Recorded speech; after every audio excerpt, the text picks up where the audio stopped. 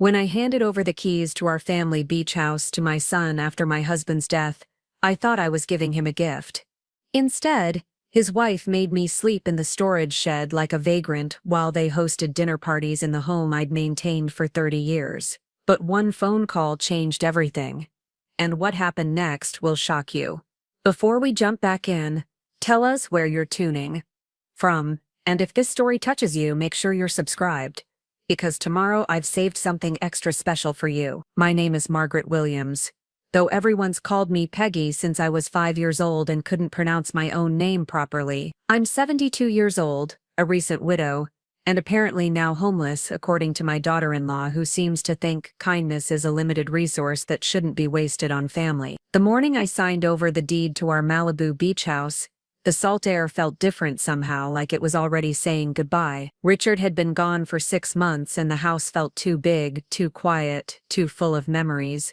That made my chest ache every time I walked past his reading chair or caught a whiff of his cologne still lingering in the master bedroom closet. The mortgage was paid off, the property taxes were manageable, but the loneliness was suffocating me like fog rolling in from the ocean. My son Marcus called it a generous gesture when I told him I wanted to sign the house over to him and his wife Victoria. He said it would help them build equity, give their twin daughters a place to make summer memories, and ensure the house stayed in the family for generations. What he didn't mention was that Victoria had been eyeing that property like a hawk circling roadkill ever since she married into our family 8 years ago. The signing took place at a lawyer's office in Beverly Hills, all marble floors and leather chairs that probably cost more than most people's cars. Victoria wore a cream-colored blazer and pearls, looking like she was auditioning for a country club board position rather than accepting $1 million gift. She barely made eye contact with me during the entire process,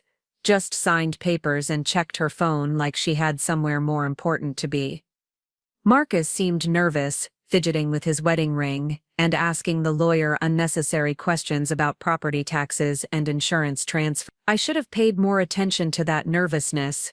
Should have asked why a man receiving such a generous gift looked like he was attending his own execution. But I was focused on the relief I felt, the weight lifting off my shoulders as I imagined myself in a cozy apartment somewhere, maybe closer to my sister in San Diego, starting fresh without Richard's ghost haunting every corner. The lawyer handed me a copy of the transfer documents, and I folded them carefully into my purse next to a tissue packet and a roll of peppermint. Victoria finally looked at me then, her smile sharp as broken glass, and said thank you in a tone that suggested she was doing me the favor by accepting my generosity. I hugged Marcus goodbye, breathing in the familiar scent of his aftershave that reminded me so much of Richard, and told him I'd start looking for a new place right away. That was my first mistake, assuming I had time to find somewhere else to live. The call came 3 days later, while I was sorting through Richard's clothes, deciding what to donate and what to keep for sentimental reasons. Victoria's voice was crisp and businesslike, the way she spoke to service workers and telemarketers, as she informed me that they'd decided to move in immediately. The girls were starting at a new school in the fall, she explained, and they needed to get settled before the chaos of a new academic year began. I asked about the timeline, thinking surely they'd give me a few weeks to pack up 30 years of accumulated life and find suitable housing. Victoria paused for exactly 3 seconds before informing me that they'd be arriving Saturday morning with a moving truck and expected the house to be ready for occupancy.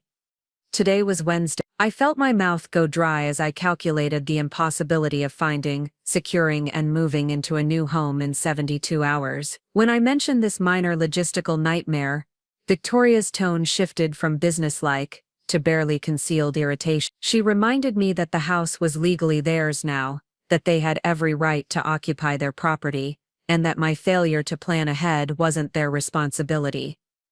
But then, as if struck by sudden inspiration or perhaps temporary kindness, she offered a solution. There was a storage shed behind the house, originally built for beach equipment and lawn furniture, that had been converted into a small guest space years ago, when Richard's brother needed a place to stay during his divorce. It had electricity, running water, even a small kitchenette, and bathroom. I could stay there temporarily while I figured out my next steps. Temporarily, the word hung in the air like smoke from a campfire, stinging my eyes and making it hard to breathe. I was 72 years old, a widow with a decent savings account and good credit, being offered the privilege of living in a shed behind the house I'd just given away. But what choice did I have? Hotels were expensive, and my sister's guest room in San Diego wasn't available until the end of the month due to her own house guests. I agreed to the arrangement, telling myself it would only be for a week or two,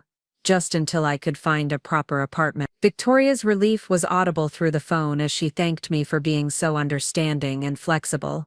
She even offered to help me move my essential belongings to the shed, though her tone suggested this was a favor she hoped I wouldn't accept. Friday night, I packed 2 suitcases with clothes, toiletries and a few precious items, Richard's wedding ring, our photo albums, and a small jewelry box that had belonged to my mother. Everything else would have to wait until I could arrange proper storage or decide what to do with a lifetime's worth of accumulated possession. I sat in our bedroom one last time, looking out at the ocean through windows I'd cleaned countless times, watching the sunset paint the water in shades of gold and pink that no photograph could ever capture. The shed wasn't terrible, I told myself as I surveyed my new temporary quarters Saturday evening. It was maybe 400 square feet total, with a Murphy bed that folded down from the wall, a tiny kitchenette with a mini fridge and 2-burner stove, and a bathroom so small I had to step into the shower to close the door. The previous tenant had left behind some basic furniture, a small table, 2 chairs, a bookshelf and a television that received exactly 3 channels with decent clarity, but it was clean, functional, and private. Most importantly, it was temporary. I could handle anything if it was temporary. Marcus and Victoria arrived with their moving truck and an army of professional movers, who treated our family heirlooms like they were loading a warehouse. I watched from the shed's single window as strangers carried out Richard's desk, my grandmother's china cabinet, and the dining room table where we'd hosted Christmas dinner for 3 decades. Victoria directed the operation wearing yoga pants and a tank top, her blonde hair pulled back in a ponytail, looking more like a general commanding troops than a daughter-in-law who'd just displaced her husband's mother. Marcus caught my eye once through the window and waved, but he didn't come over to check on me or see if I needed anything.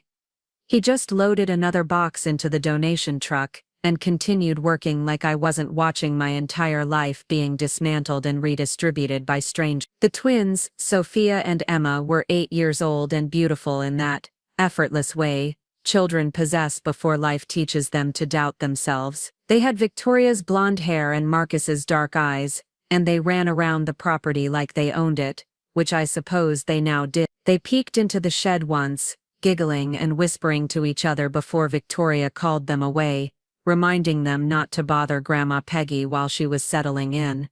Grandma Peggy. Not Grammy, which is what they'd called me since they could talk. Not even Grandma Margaret, just Grandma Peggy, like I was some distant relative they barely knew, instead of the woman who'd babysat them countless weekends, taught them to build sandcastles, and kept a drawer full of their artwork in my kitchen. That first night in the shed, I made myself a simple dinner of canned soup and crackers, trying to ignore the sounds of laughter and music drifting from the main house. Through the thin walls I could hear Victoria giving the girls a tour of their new rooms, explaining where they'd put their beds and toys and all the wonderful changes they'd make to personalize their space. It was past 10 o'clock when the house finally went quiet, and I lay on the Murphy bed staring at the ceiling, wondering how I'd gone from homeowner to squatter in the span of a week. The next morning, I woke to the sound of a landscaping crew trimming bushes and mowing grass. Victoria had wasted no time hiring professionals to maintain the yard that Richard and I had lovingly tended ourselves for decades. I dressed quickly and stepped outside to survey the work, only to discover that they'd removed the small garden I'd maintained near the back patio, the one where I grew tomatoes and herbs and the lavender that reminded me of my childhood home in England. Victoria emerged from the house carrying a cup of coffee in a mug I recognized as part of the set Richard and I had received as a wedding gift. She saw me standing near the uprooted garden and walked over with a sympathetic expression that didn't quite reach her eye. The landscaper recommended removing all the vegetables, she explained. because they attracted pests and didn't fit the aesthetic she was going for. She was planning to install a Zen garden with decorative stones and drought-resistant plants that would require minimal maintenance, much more appropriate for a beach house. Preparing and narrating this story took us a lot of time. So if you are enjoying it, subscribe to our channel. It means a lot to us. Now, back to the story, she said, and certainly more appealing to potential buyers if they ever decided to sell. I nodded and forced a smile, swallowing the words that wanted to tumble out about how those tomatoes had fed our family for summer. How Richard proposed to me in that very spot 35 years ago. How I'd spent countless mornings tending those plants while drinking coffee and watching the sunrise. Instead, I asked if she needed any help with the house, if there was anything I could do to make the transition easier. Victoria's smile brightened considerably as she explained that she was hosting a dinner party the following weekend for Marcus's colleagues and their spouses. Nothing too elaborate, just 12 people for a casual evening of good food and conversation. She'd hired a catering company to handle most of the preparation, but she could use help with setup and cleanup, especially since she wasn't familiar with where everything was stored in the house yet. I agreed immediately, grateful for the opportunity to be useful and to spend time in the home that still felt like mine despite what the legal documents said. Victoria seemed pleased by my enthusiasm, and promised to provide me with all the details as the event approached. For the first time since the move, I felt like maybe this arrangement could work, like maybe we could coexist peacefully until I found my own place. That optimism lasted exactly 6 days. The dinner party was scheduled for Saturday evening, and Victoria had transformed the main living area into something that looked more like a magazine photo shoot than a family home. Gone were the comfortable lived-in touches that had made the space warm and welcoming. Richard's collection of maritime books, my grandmother's doilies, the family photos that had covered every available surf. In their place were carefully curated decorative objects, minimalist artwork and flowers arranged with mathematical precision. I arrived at 4 o'clock as requested, wearing my best dress and carrying a notepad to jot down instructions. Victoria greeted me at the door wearing a black cocktail dress that probably cost more than my monthly Social Security check, her hair professionally styled and her makeup flawless. She looked like she belonged in the pages of Architectural Digest, not standing in the kitchen where I'd made countless family meals. The catering staff had already arrived and were bustling around with military efficiency, transforming my familiar kitchen into a professional workspace filled with unfamiliar equipment and exotic ingredients. Victoria handed me a clipboard with a detailed timeline and explained that my primary responsibilities would be greeting guests,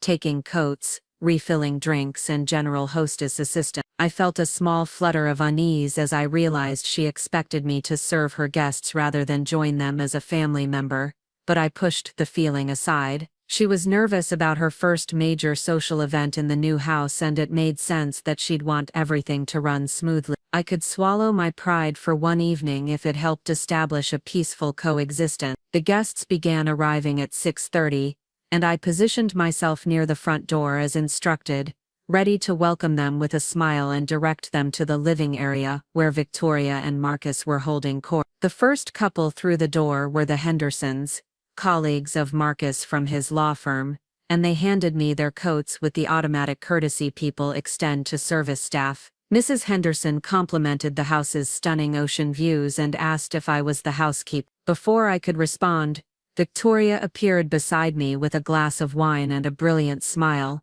introducing me as Marcus's mother who was helping out this evening. The way she said it made it sound like a temporary favor rather than a family member pitching in, but Mrs. Henderson nodded politely and moved toward the living room without further question. Over the next hour I greeted 8 more couples, hung coats in the closet that used to store my winter jackets, and fetched drinks from the kitchen where caterers were plating appetizers on china I'd eaten from for 30 years. Victoria floated through the party like a practiced socialite, charming her guests with stories about their exciting move to the beach and their plans for renovating the house to better suit their family's needs. I heard her describe the property as a diamond in the rough that needed significant updates to bring it into the 21st century. She mentioned plans to knock out walls, update the kitchen with modern appliances, and convert the master bedroom into a suite with a spa-like bathroom and walk-in closet. Her guests nodded appreciatively and offered suggestions about contractors and designers, treating the house like a project to be conquered rather than a home to be cherished. During dinner, I helped the catering staff serve courses and refill wine glasses, moving quietly around the table while the guests discussed vacation plans, private schools, and real estate investment. Marcus sat at the head of the table where Richard used to sit, looking comfortable and confident as he shared anecdotes about his legal cases and laughed at his colleagues' jokes. He didn't make eye contact with me once during the entire meal. It was nearly 10 o'clock when the last guest finally left, and I began helping the catering staff clean up while Victoria and Marcus retreated to the living room with a final glass of wine. I loaded dishes into the dishwasher I'd loaded thousands of times before, wiped down counters I'd wiped down every day for decades, and swept floors I'd swept so often I could do it in my sleep. The head caterer, a kind woman named Rosa who looked about my age, watched me work for a few minutes before gently suggesting that I should go rest while they finished the cleanup. When I protested that I didn't mind helping, she glanced toward the living room where Victoria's laughter echoed off the walls and quietly told me that the family had already paid for full service, including clean. I felt my cheeks burn with embarrassment as I realized how the evening must have looked to the catering staff, an elderly woman being treated like hired help in what was obviously once her own home. Rosa's kindness made it worse somehow, the gentle pity in her eyes as she handed me a plate of leftover appetizers and suggested I take some food back to my quarters.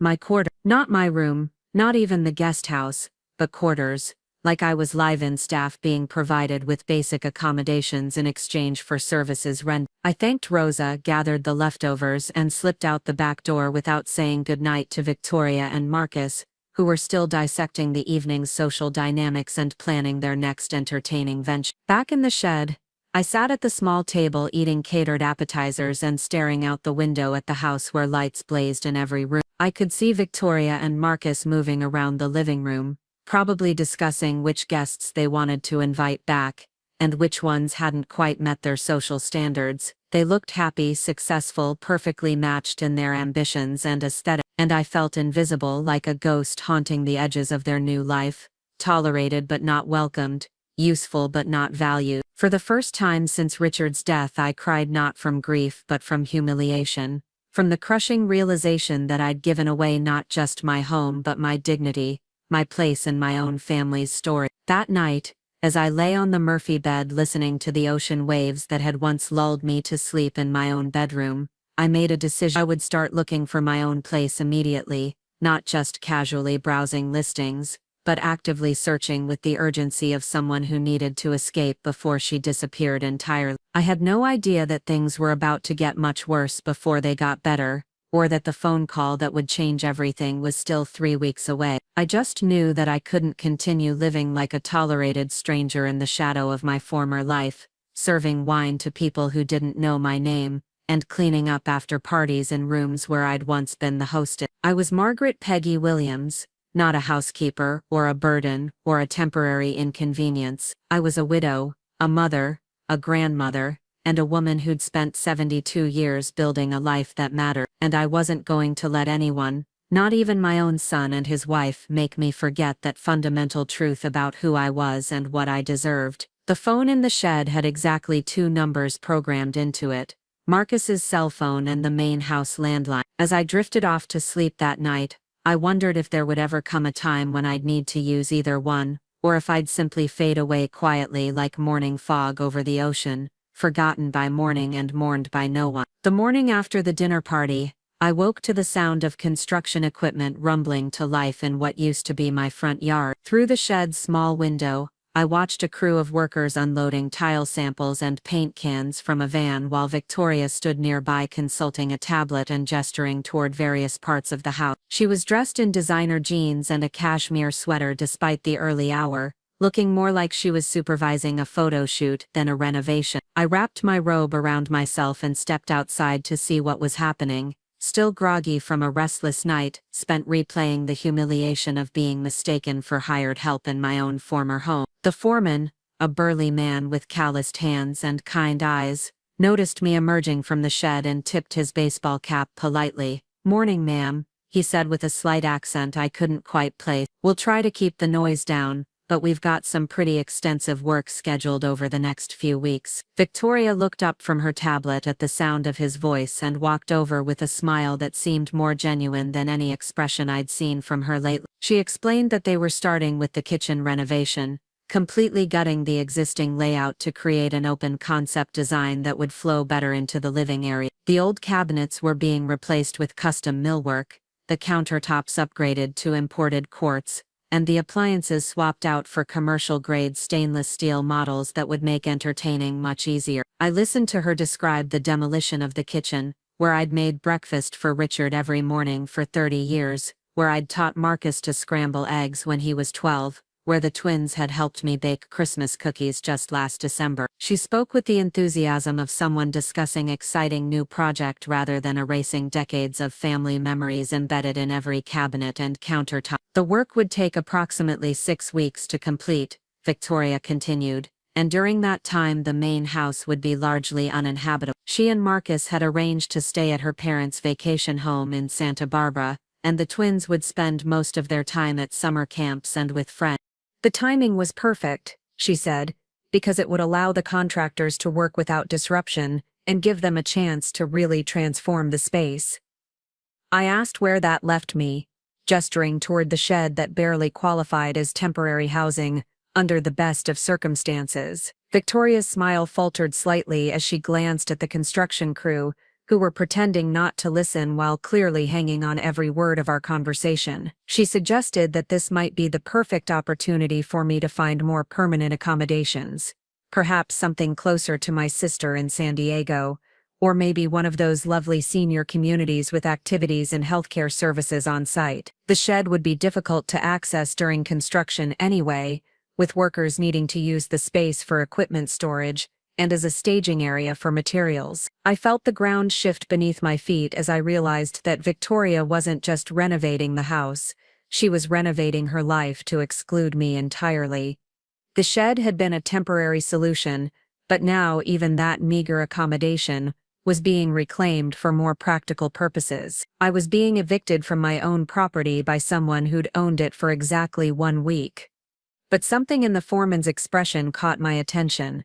A subtle frown as he listened to Victoria explain why the elderly woman living in the shed would need to find somewhere else to go. He cleared his throat politely and mentioned that his crew was very experienced at working around occupied dwellings, that they'd completed dozens of renovations without displacing residents, especially elderly family members who might have difficulty relocating on short notice. Victoria's jaw tightened almost imperceptibly as she explained that the situation was more complicated than it appeared, that I had always planned to move out soon anyway, and that the renovation simply provided a convenient deadline for everyone involved. The foreman nodded slowly but continued to look uncomfortable, and I realized that my situation was more transparent to strangers than I'd thought. After Victoria returned to her consultations with the design team, I approached the foreman and introduced myself properly. His name was Carlos Mendoza, and he'd been running construction crews in the area for 25 years. He'd seen plenty of family dynamics play out during renovation projects,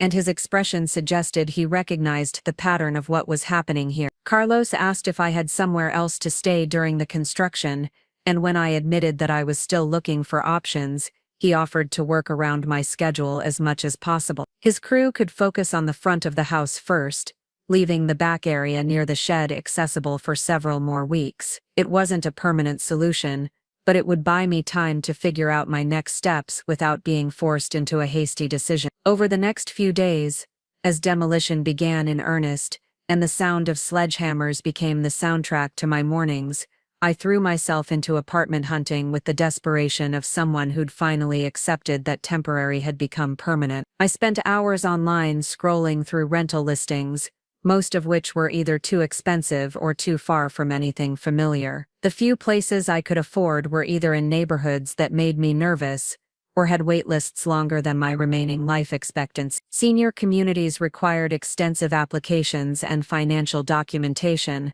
plus most had monthly fees that would devour my savings faster than I could replenish them. Regular apartments wanted first and last month's rent, plus security deposits that assumed I was planning to throw parties and punch holes in walls. I called my sister Patricia in San Diego to explore the possibility of staying with her until I found something permanent, but she was dealing with her own housing crisis. Her husband had recently been diagnosed with early-stage dementia, and they were in the process of retrofitting their home with safety features and hiring home healthcare aides. Adding another person to their household, even temporarily, would strain both their resources and their marriage. Patricia felt terrible about not being able to help, and I could hear the guilt in her voice as she explained their situation. She offered to loan me money for deposits or help me research assisted living facilities, but we both knew that financial assistance wouldn't solve the underlying problem.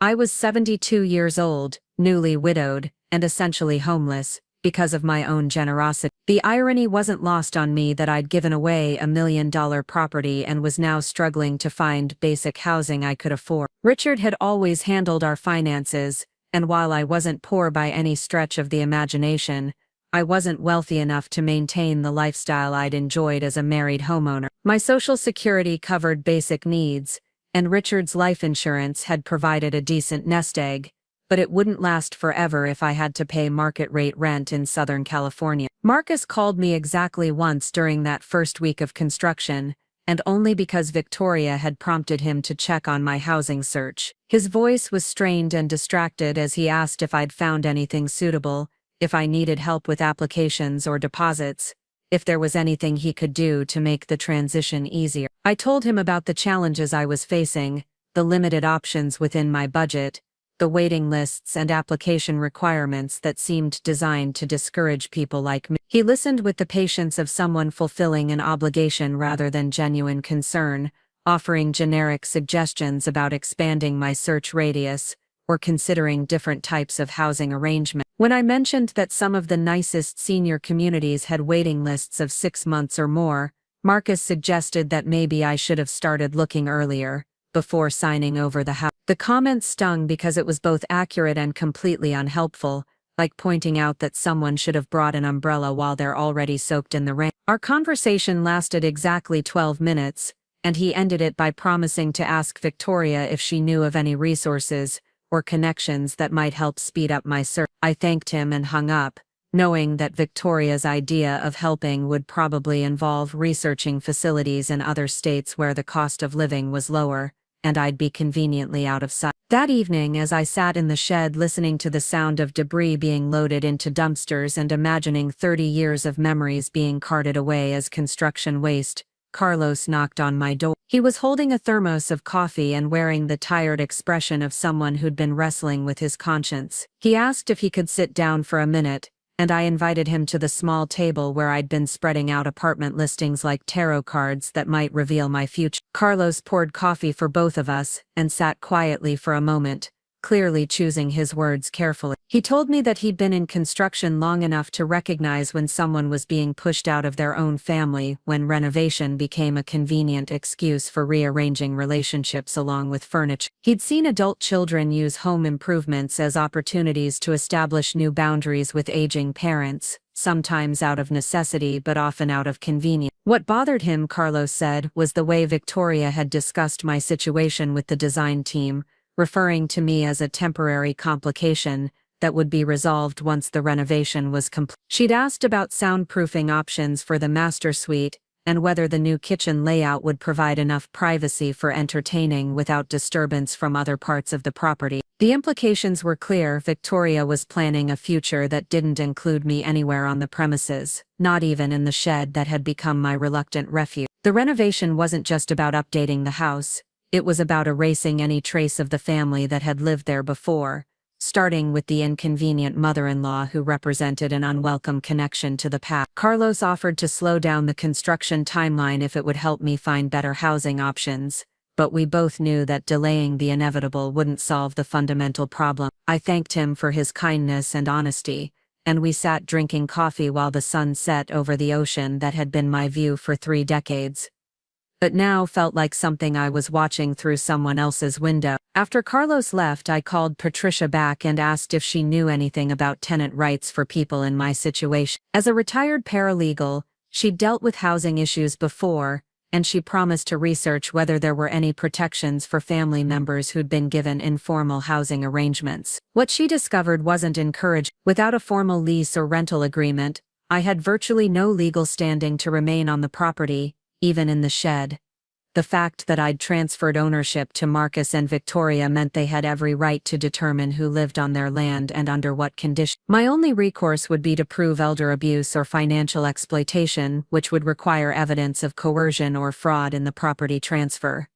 Since I'd voluntarily signed over the deed in front of witnesses and a notary, demonstrating coercion would be nearly impossible. Victoria had been careful never to explicitly demand that I leave, instead framing everything as helpful suggestions and convenient timing. She'd created a situation where I was being forced out through circumstances rather than direct action, making it difficult to prove intentional displacement. Patricia suggested that I might have more leverage than I realized, though.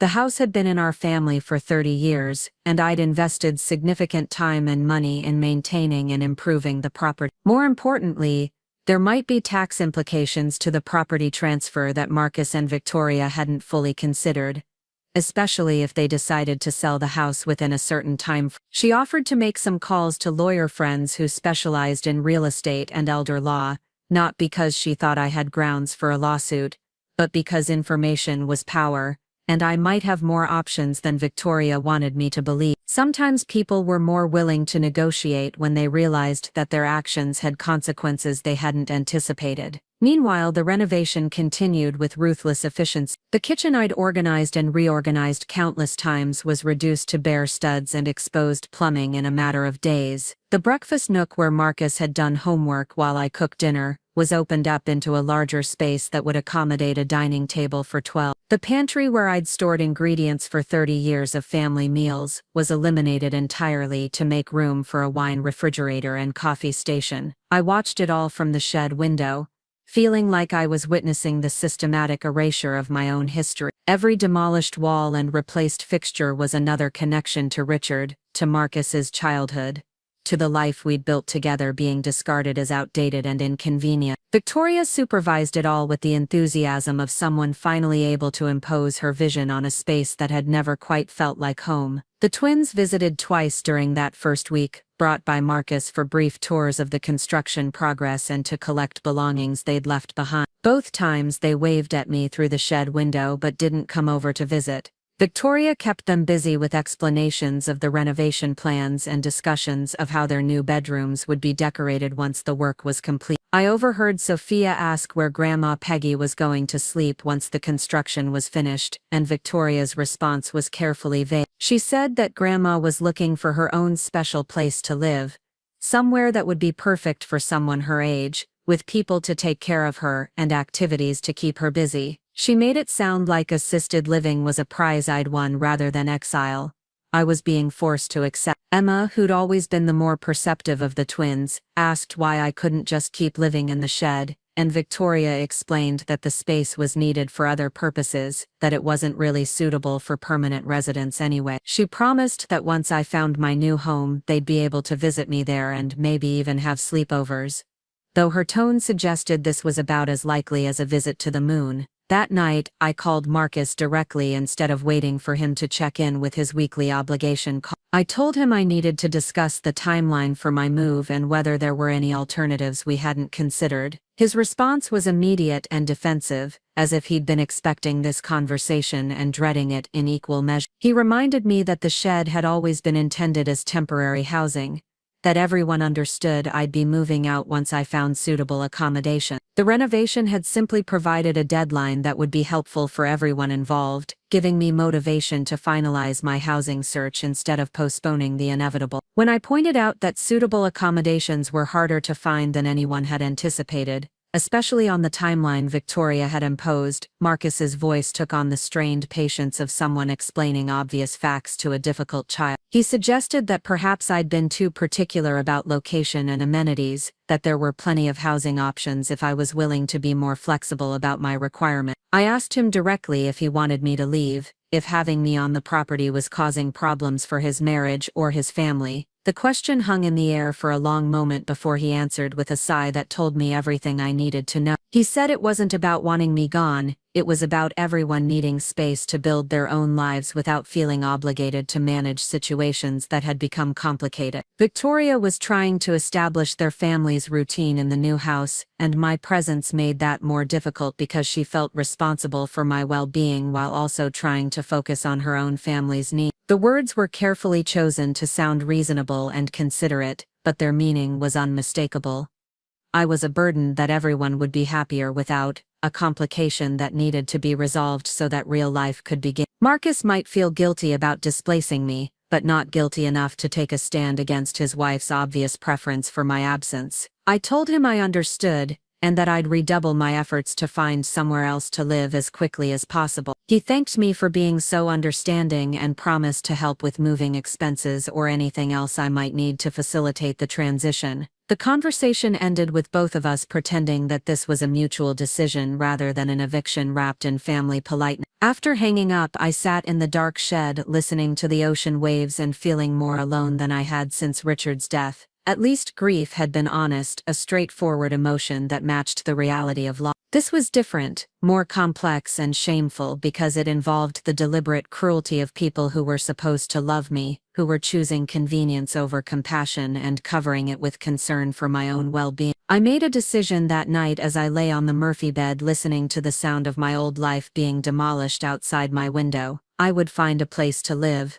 but I wouldn't just disappear quietly into whatever senior housing facility would accept me. If Marcus and Victoria wanted me gone, they'd have to own that decision completely, without the comfortable fiction that they were helping me transition to a better situation. But first I needed to understand exactly what I'd given up when I signed over that deed, and whether there were any cards left in my hand that I hadn't thought to play. Patricia's lawyer friends might have information that could change the dynamics of this whole situation, and I was finally angry enough to find out what those options might be. I was done being the grateful mother who accepted whatever crumbs of consideration her family offered. It was time to remember that I was Margaret Williams, not just Marcus's inconvenient mother or Victoria's temporary problem, and that I'd survived 72 years by being stronger and smarter than people assumed. The renovation could continue, the kitchen could be gutted, and Victoria could plan her perfect future all she wanted. But I wasn't going to make it easy for anyone to pretend that pushing me out was really for my own good, and I certainly wasn't going to help them feel better about choosing their comfort over my dignity. The real fight was about to begin, and they had no idea what they'd awakened by trying to make me disappear. Patricia's lawyer friend turned out to be a sharp-eyed woman named Elena Rodriguez who specialized in elder law and had seen enough family property disputes to recognize the warning signs immediately. When I called her office and explained my situation, she agreed to meet with me that afternoon at a coffee shop in Santa Monica, away from the construction noise and prying eyes that had become constant features of my daily life. Elena was younger than I'd expected, probably in her early 40s, with graying hair pulled back in a practical bun, and the kind of direct gaze that suggested she didn't waste time on pleasantries when serious issues were at stake. She listened to my story without interrupting, taking notes on a yellow legal pad, and occasionally asking clarifying questions about dates, witnesses, and specific conversation. When I finished explaining how I'd gone from homeowner to shed dweller in the span of 2 weeks,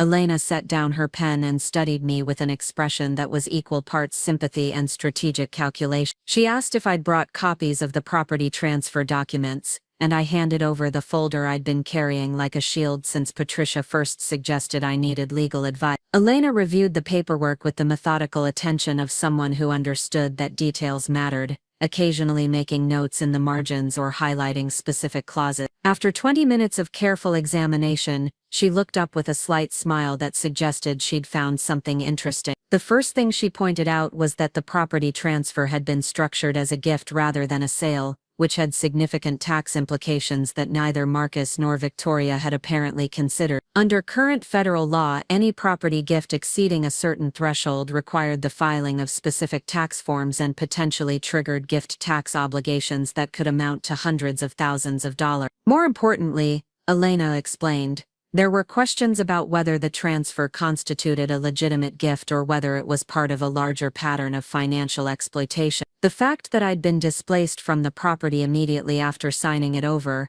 combined with the informal housing arrangement that was now being terminated, suggested that the gift might not have been as voluntary as it appeared on paper. Elena asked detailed questions about my financial situation, my relationship with Marcus and Victoria before Richard's death, and whether anyone had pressured me to make the property transfer. When I described Victoria's eagerness to accept the gift and her immediate plans to move in, Elena's expression grew more serious. She explained that elder financial abuse often looked exactly like what I was describing: family members who encouraged elderly relatives to transfer assets under the guise of estate planning or family generosity, then systematically excluded those relatives from enjoying the benefits of their own former property.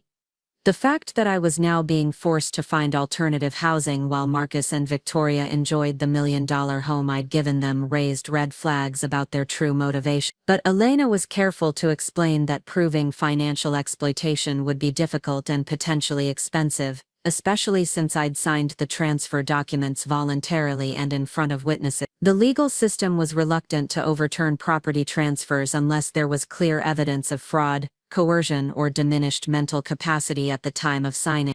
However, she continued, that didn't mean I was without options. California law included specific protections for elderly family members who found themselves in situations like mine, and there were several strategies we could pursue that might encourage Marcus and Victoria to reconsider their approach to my housing situation. The most immediate option was to file a formal complaint with the county's Adult Protective Services Division, alleging that I was being subjected to housing discrimination and potential financial abuse by family members. Even if the investigation didn't result in criminal charges, it would create an official record of the situation and might motivate Marcus and Victoria to find a more reasonable solution. Elena also suggested that we could explore whether the property transfer had been properly reported for tax purposes, and if not, whether Marcus and Victoria were prepared to deal with the financial consequences of their oversight. The IRS took gift tax violations seriously, especially when substantial amounts of money were involved,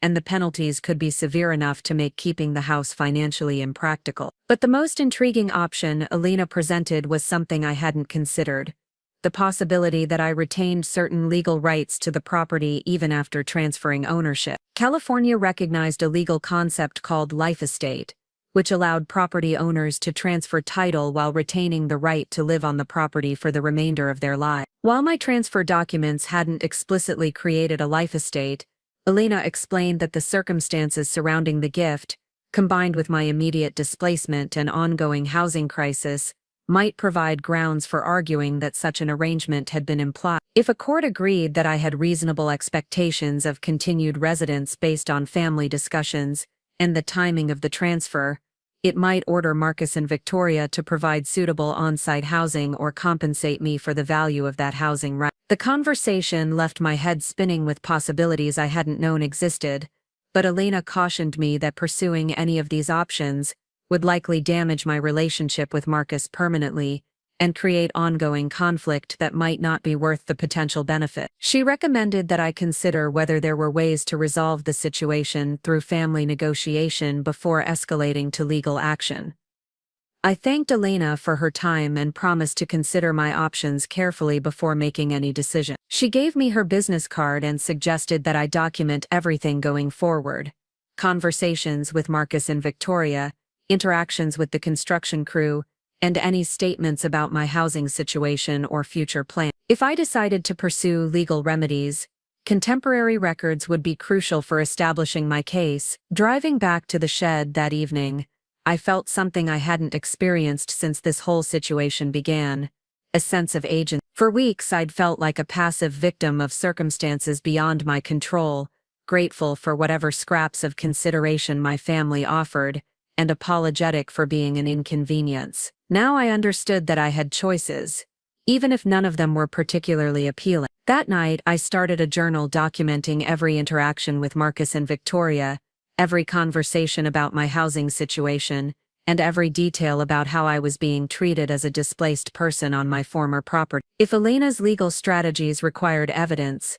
I would make sure to provide it in abundance. The next morning brought a new humiliation that crystallized my resolve to stop accepting unacceptable treatment. Victoria had scheduled a photography session to document the renovation progress for her social media accounts, and she asked me to stay inside the shed during the shoot, because my presence might be confusing for followers who didn't understand our family situation. I watched from behind curtains as a professional photographer captured images of Victoria posing in hard hat and safety glasses, looking like a glamorous contractor overseeing her dream renovation. She directed shots of the demolished kitchen, the new design plans, and herself selecting tile samples with the focused intensity of someone making important creative decisions. The photographer asked about the shed, wondering if it should be included in the renovation story, and Victoria explained that it was temporary storage space that would eventually be converted into a yoga studio or meditation retreat once the main house was completed. She described her vision for the entire property with the confidence of someone who'd owned it for decades rather than weeks. That afternoon, Victoria's social media posts began appearing with captions about transforming our dream beach house and bringing new life to a dated property that needed serious update. The comments from her friends were full of congratulations and excitement about her renovation journey, with several people asking for design tips and contractor recommendations. I realized that in Victoria's version of events, I had never existed. The house had no previous family history worth acknowledging, no decades of memories worth preserving, no elderly woman who'd given up everything to provide this opportunity for the next generation. I was simply being edited out of the story as thoroughly as the old kitchen cabinet. That evening, I called Marcus and asked if we could meet for coffee to discuss my housing search and timeline. I suggested a neutral location away from the construction noise, and he agreed to meet me the next morning at a diner in town that we'd visited together when he was younger and came to stay with us during summer vacation. The diner hadn't changed much over the years, still featuring red vinyl booths and waitresses who'd been working the morning shift since the Clinton administration. Marcus arrived looking tired and slightly guilty, wearing the expression of someone who'd been dreading this conversation but knew it was inevitable. He ordered coffee and asked about my apartment search, and I told him honestly about the challenges I'd encountered, the limited options within my budget, the waiting lists at decent facilities, and the difficulty of finding housing that would allow me to maintain any connection to the community where I'd lived for 30 years. Marcus listened with what seemed like genuine concern, occasionally asking follow-up questions about specific properties or requirements. For a moment it felt like talking to the son I remembered, the one who used to care about my opinions and feelings before marriage and career success had shifted his priorities toward maintaining domestic harmony at any cost. When I finished describing my housing situation, I told Marcus about my meeting with Elena Rodriguez and the legal options she'd outlined. I watched his expression change from concern to alarm as I explained the potential tax implications of the property transfer and the possibility that my displacement could be considered elder abuse under California law. Marcus immediately became defensive, insisting that no one had forced me to transfer the property and that the housing arrangement was always intended to be temporary. He reminded me that they'd offered to help with moving expenses and finding suitable accommodations, and that any delays in my relocation were due to my own reluctance to accept reasonable alternatives. I asked him directly whether he believed that sleeping in a shed behind the house I'd owned for 30 years while being excluded from family gatherings and treated like hired help constituted reasonable treatment for a mother who'd just given her children $1 million gift. The question hung in the air between us like smoke from a grease fire, acrid and impossible to ignore. Marcus struggled to formulate a response that would justify the unjustifiable, finally settling on the argument that Victoria was under tremendous stress from the move and renovation, that my presence on the property made it difficult for her to feel comfortable in what was supposed to be her new home. He suggested that finding separate housing would be better for everyone's mental health and family relationships. I pointed out that Victoria seemed comfortable enough to host dinner parties and photography sessions, while I hid in the shed like an embarrassing secret, and that her stress level might be related more to managing her image than to my actual presence. Marcus's jaw tightened at this observation, and I realized I'd touched on something he didn't want to acknowledge even to himself. The conversation deteriorated from there, with Marcus becoming increasingly defensive about his wife's behavior and my responses becoming more pointed about the reality of how I was being treated. We ended up talking past each other rather than to each other, both of us entrenched in positions that made compromise impossible. Marcus finally stood up and threw money on the table for coffee neither of us had finished, telling me that he hoped I'd reconsider pursuing legal action that would only hurt the family and cost everyone time and money they didn't have. He said that Victoria was trying her best to balance competing demands, and that I was making an already difficult situation worse by looking for reasons to feel victimized. I stayed in the booth for a long time after he left, staring out the window at the Pacific Coast Highway and thinking about how we'd arrived at this point where a conversation between mother and son could end with accusations and ultimatums instead of understanding and solution. The Marcus who'd just walked out was someone I barely recognized, someone who'd learned to prioritize avoiding conflict over addressing problems. But his reaction had also confirmed something important.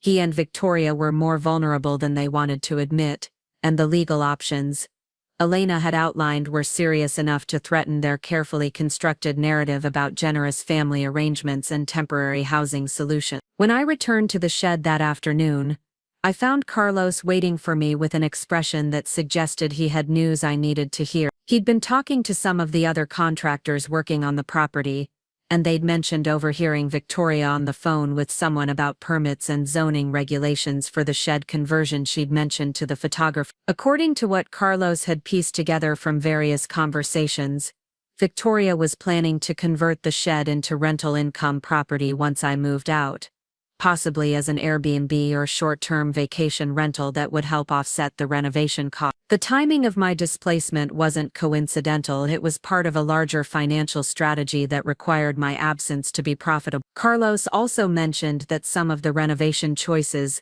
Victoria was making seemed designed more for resale value than family living, including expensive finishes and layouts that prioritized entertaining spaces over practical family needs. Combined with her social media documentation of the renovation process, it suggested that she might be planning to flip the property for profit rather than establish a long-term family home. This information added a new dimension to my situation that I hadn't considered.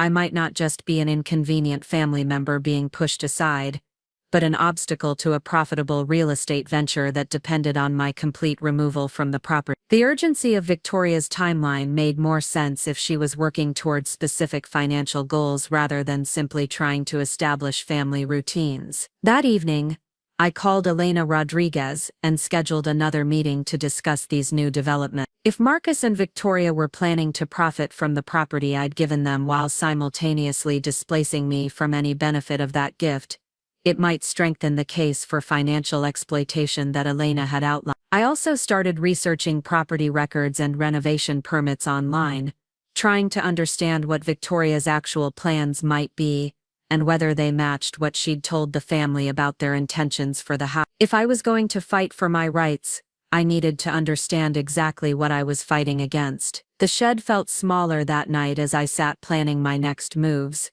but for the first time since this ordeal began, I didn't feel powerless. I had information, legal options, and most importantly, I had finally stopped believing that being a burden was something I deserved rather than something being unfairly imposed on me. Victoria might have edited me out of her social media story, but she was about to discover that real life was more complicated than carefully curated Instagram posts. I was Margaret Williams, and I wasn't disappearing quietly just because it would be more convenient for everyone else. The phone call that would change everything was still days away, but the groundwork was being laid with every conversation I documented, every legal option I explored, and every moment I refused to accept that being grateful meant being invisible. Marcus and Victoria had underestimated the woman they were trying to erase, and they were about to learn that kindness and weakness were not the same thing, especially when the stakes involved dignity, family,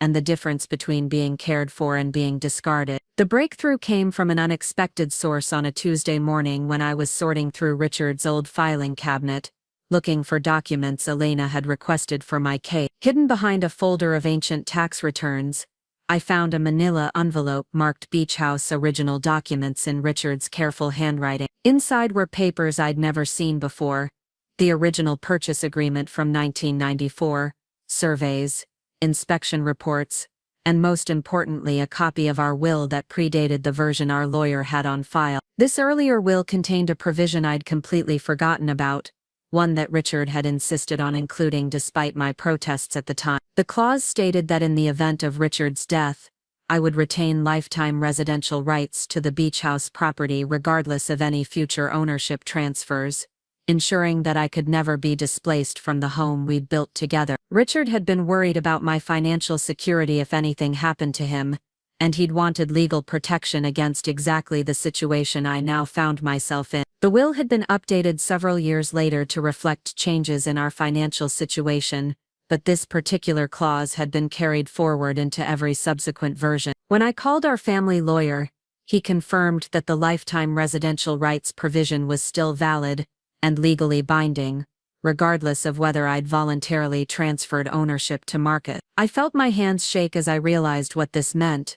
Victoria's plan to evict me from the shed and convert it to rental income was not only morally questionable, it was potentially illegal. I had documented legal rights to remain on the property for the rest of my life, rights that no property transfer could eliminate without my explicit written consent.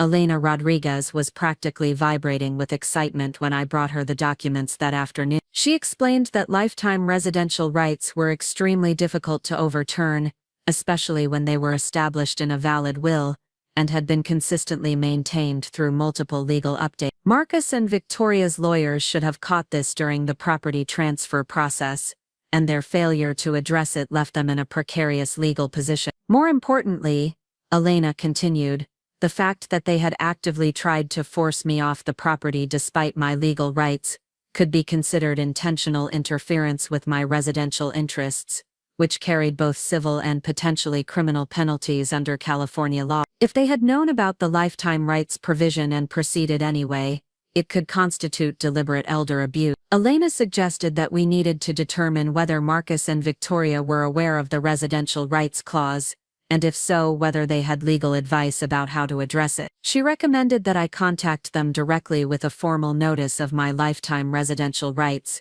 giving them an opportunity to rectify the situation before we pursued more aggressive legal remedies. But first she wanted to gather more evidence about their true intentions for the property. If Victoria was indeed planning to use the shed for rental income while knowing that I had legal rights to occupy it, that would strengthen our case considerably. Elena suggested that I document any conversations or communications about the shed conversion plans, and try to get Victoria to put her intentions in writing. I returned to the beach house that evening with a new sense of purpose and a plan for gathering the evidence Elena needed. The construction crew was wrapping up work for the day, and Victoria was standing in what used to be my kitchen, consulting with an interior designer about cabinet hardware and countertop edges. I approached them with the friendly demeanor of someone making casual conversation, rather than conducting reconnaissance, asking about the renovation timeline and expressing interest in how the new layout would function. Victoria seemed pleased by my apparent acceptance of the changes and began describing her vision for the space in detail.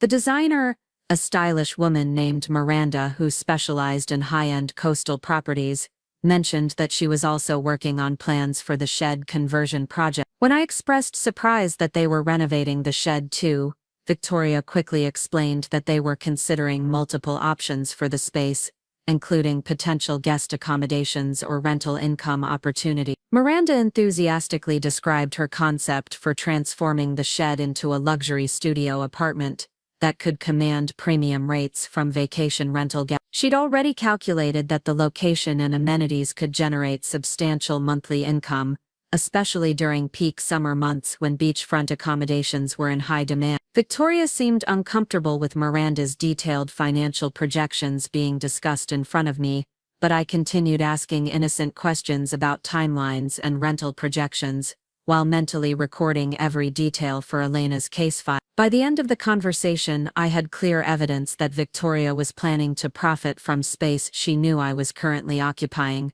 regardless of whether I had found alternative housing. That night, I called Elena and reported what I'd learned. She was particularly interested in Miranda's comments about premium rental rates and financial projections, since they suggested that Victoria's urgency about my departure was motivated by economic opportunity rather than family comfort concerns. Elena advised me to request a formal family meeting to discuss my housing situation and future plans, using the gathering as an opportunity to present the lifetime residential rights documentation and gauge Marcus and Victoria's reaction. If they were genuinely unaware of my legal rights, their response would be very different than if they had been knowingly trying to circumvent them. She also recommended that I invite Patricia to attend the meeting as a witness and family advocate, since having another adult present would ensure that any agreements or admissions were properly documented. Elena wanted a clear record of how Marcus and Victoria responded to learning about my residential rights, especially if they tried to argue that those rights didn't apply to the current situation. I scheduled the meeting for the following Saturday afternoon, suggesting that we gather in the main house to discuss my housing transition and ensure that everyone was comfortable with the arrangements going forward. Marcus seemed reluctant but agreed to the meeting, probably hoping that I was finally ready to announce my departure date. Victoria was less enthusiastic about the formal discussion, but didn't object when Marcus explained that we needed to clarify expectations and timelines for everyone's peace of mind. I could hear her sighing in the background during our phone conversation, clearly viewing this as another tedious obligation she'd have to endure before getting on with her renovation plan. Patricia drove down from San Diego on Saturday morning, bringing with her a briefcase full of legal documents and a grim determination to support whatever course of action I decided to pursue. She'd reviewed the lifetime residential rights provision with her own lawyer friends and confirmed that it was ironclad and enforceable under current California law. We met in the living room where I'd hosted countless family gatherings, though the space now looked like a furniture showroom with its carefully staged designer pieces and complete absence of personal items. Marcus sat stiffly on a cream-colored sofa that probably cost more than most people's cars, while Victoria perched on the edge of a matching chair as if ready to flee at the first sign of conflict. I began by thanking them for their patience with my housing search and explaining that I'd discovered some important information that affected our family arrangement. Patricia handed me the manila envelope containing Richard's original documents, and I spread the papers on the coffee table with the ceremonial gravity of someone presenting evidence in court. The lifetime residential rights provision was highlighted in yellow marker and I read it aloud slowly and clearly so there could be no misunderstanding about its meaning or implication. Marcus's face went through several color changes as I explained that Richard had insisted on this protection to ensure I would never be displaced from our family home regardless of changing circumstances. Victoria's reaction was immediate and telling.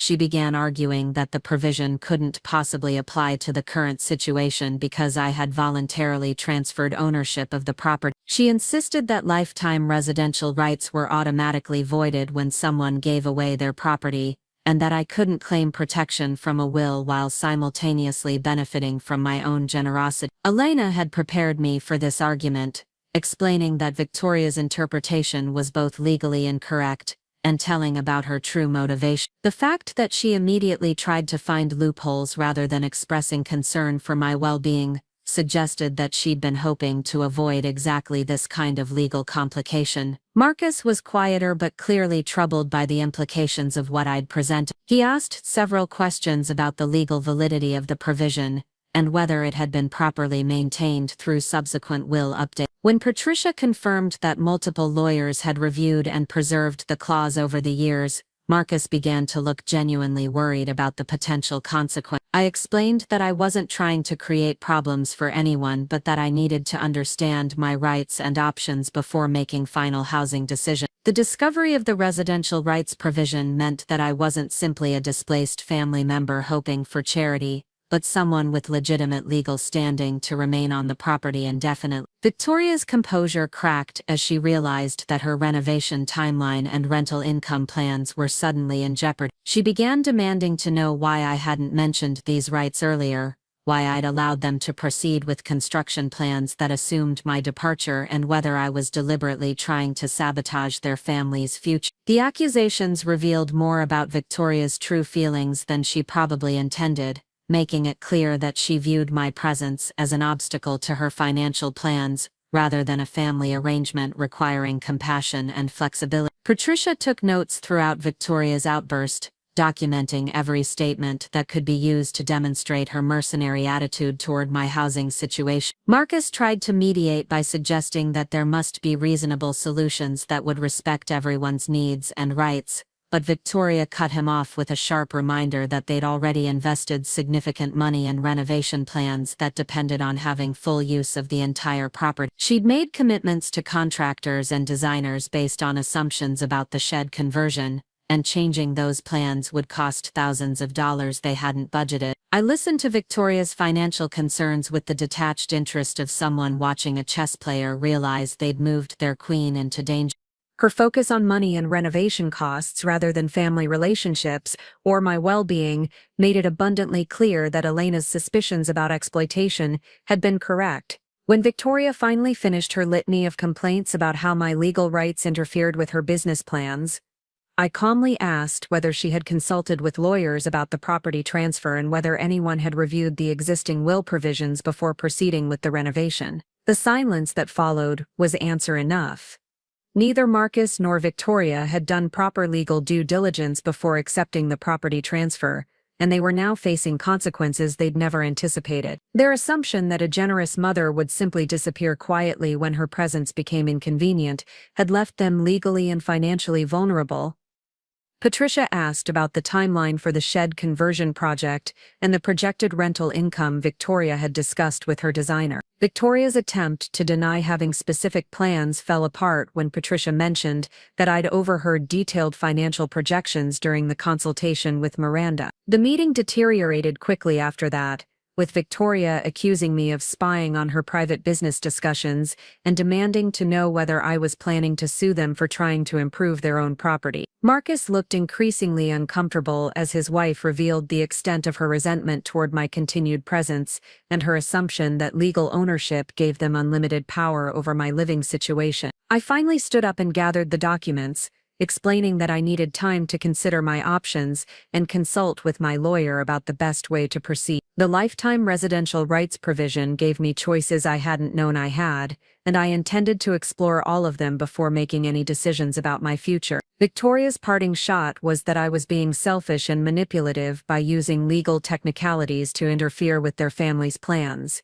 and that Richard would be ashamed of how I was treating his son. The comment stung because it was designed to, but it also revealed the depth of her desperation about losing control over the situation she'd orchestrated. Patricia and I drove back to San Diego that evening in relative silence, both of us processing what we'd witnessed and learned. Victoria's mask had slipped completely during the confrontation, revealing someone who viewed family relationships as transactional arrangements that could be modified when they became inconvenient.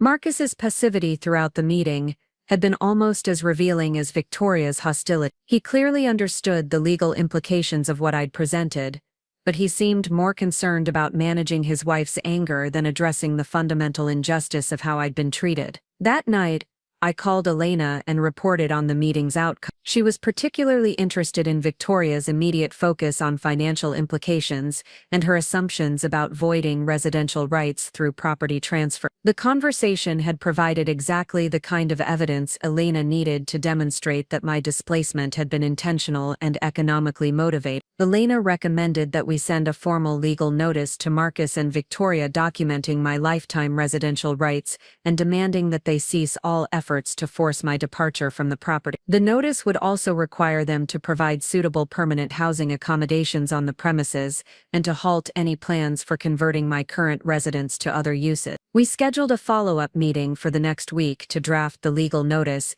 and discuss strategies for enforcing my rights if Marcus and Victoria continued to resist reasonable accommodation. Elena was confident that we had a strong case, especially given Victoria's documented admission about rental income plans and her obvious resentment about my continued presence. As I prepared for bed in the shed that night, listening to the familiar sound of ocean waves that had lulled me to sleep for 30 years, I felt something I hadn't experienced since Richard's death, a sense of control over my own destiny. I was no longer a helpless widow hoping for family charity, but a woman with legal rights and the determination to enforce them. Victoria had made a crucial error by revealing her true motivations and assumptions during our family meeting. Her focus on financial opportunity rather than family obligation had provided exactly the evidence Elena needed to demonstrate that my displacement was part of a deliberate exploitation scheme rather than a reasonable housing arrangement. The phone call that would change everything was finally within reach,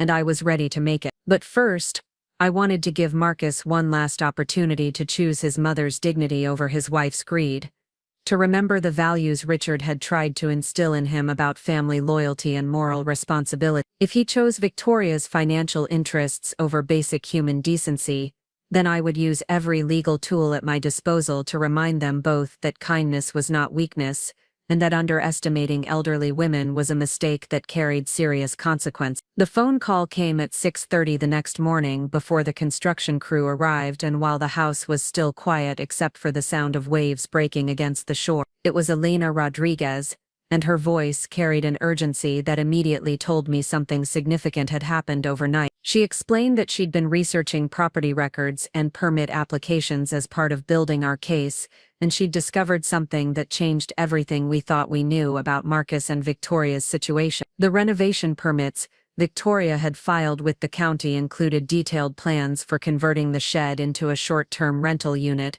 complete with separate utility meters and commercial-grade amenities. But more importantly, Elena had found evidence that Victoria had already been advertising the shed as a vacation rental on multiple booking platforms, with reservations scheduled to begin just 2 weeks after the main house renovation was completed. The listing described a charming beachside studio with private entrance and stunning ocean views, commanding premium rates that would generate substantial monthly income. Elena's voice grew more animated as she explained the legal implications of what she'd discovered. Victoria had been operating under the assumption that she could simply evict me and immediately convert my living space into a profitable business venture. The fact that she'd already taken paying reservations for space she knew I was occupying constituted fraud, and the advance bookings provided concrete evidence of her financial motivations for forcing my departure. But the most damaging discovery was a series of emails Elena had obtained through public records requests related to the permit application. In correspondence with the county planning department, Victoria had described the shed as currently vacant storage space that would be upgraded to provide luxury accommodations for visiting guests. Her deliberate misrepresentation of my residential status to government officials crossed the line from family conflict into potential criminal territory. Elena suggested that we had enough evidence to pursue multiple legal remedies simultaneously: a restraining order preventing my eviction, a civil lawsuit for elder abuse and financial exploitation, and potentially criminal charges for fraud and perjury in the permit application. The combination of documented evidence and Victoria's own admissions during our family meeting had created an overwhelming case in my favor. More immediately, Elena recommended that we file an emergency motion with the family court to establish my residential rights and prevent any further attempts to displace me from the property. The motion would require Marcus and Victoria to appear before a judge within 72 hours to explain their actions and justify their treatment of an elderly family member with documented legal rights to remain on the premises. I listened to Elena's recommendations with a mixture of vindication and sadness, understanding that pursuing legal action would permanently destroy any remaining relationship with my son and but Victoria's fraudulent booking reservations and deliberate misrepresentations to government officials had eliminated any possibility of resolving this situation through family negotiation. Elena asked if I was prepared to move forward with the emergency motion, explaining that once we filed the paperwork there would be no turning back from a public legal battle that would likely be covered by local media and create lasting consequences for everyone involved. I told her I needed 1 hour to make a final decision, and she agreed to wait for my call. I spent that hour walking along the beach where Richard and I had taken countless morning strolls, thinking about the life we'd built together and the values we'd tried to instill in Marcus during his childhood. Richard had always believed that treating people with dignity and respect was more important than personal advantage, and he would have been heartbroken to see his son prioritizing financial gain over his mother's well-being. But I also thought about the twins, Sophia and Emma, and how this legal battle would affect their understanding of family loyalty and moral responsibility. Did I want their memories of their grandmother to be shaped by a bitter court fight? Or was there still a way to teach them that standing up for yourself didn't require destroying other people? The decision crystallized when I returned to the shed and found a note taped to my door. It was from Victoria, written on expensive stationery with her initials embossed at the top, informing me that she needed access to the shed the following week for final measurements and preparation work related to the upcoming renovation. The note's tone was coldly professional, referring to me as the current occupant rather than by name and treating my displacement as a foregone conclusion rather than a matter requiring discussion. Victoria had apparently decided that our family meeting and my presentation of legal documents were merely temporary obstacles to be overcome, rather than legitimate rights to be respected. I called Elena and told her to file every motion and legal action she'd recommend. If Victoria wanted to treat me as a business problem to be solved rather than a family member deserving respect, then I would respond with the full force of legal protections available to elderly citizens being exploited by their own relatives. Elena's emergency motion was filed that afternoon, and by evening Marcus was calling me with panic in his voice and demands for an explanation. He'd been served with legal papers at his office, creating a humiliating scene in front of his colleagues and requiring him to explain why his own mother was taking him to court. I explained calmly that I'd tried to resolve our situation through family discussion, but that Victoria's advance booking reservations and fraudulent permit applications had made legal action necessary to protect my rights. Marcus immediately began defending his wife, insisting that there must be some misunderstanding about the rental bookings and that Victoria would never deliberately mislead government officials. When I mentioned the emails describing the shed as vacant storage space, Marcus went quiet for a long moment before asking where I'd obtained that information. I told him that public records were exactly that, public, and that anyone could access permit applications and related correspondence through standard information requests. Marcus's tone shifted from defensive to pleading as he realized the extent of the legal evidence against him. He asked what it would take to resolve the situation without going to court,